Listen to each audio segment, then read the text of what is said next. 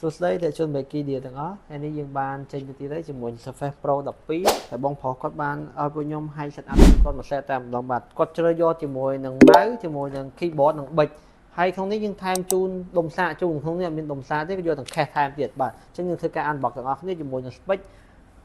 chipset Dragon X Plus 16G 512បាទជាប្រភេទពណ៌ Ocean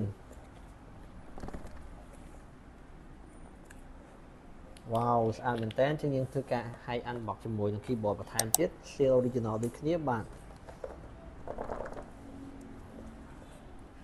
អញ្ចឹងប្រភេទនេះយើងគ្រាន់តែដកវាចេញមកបាទ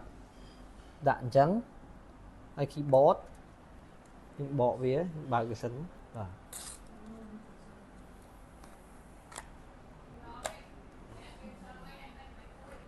អូខេហើយក្នុងនេះមានប៊ិចមកជាមួយបាទ keyboard មួយ set ប៊ិចបាទយើងដកវាចេញមក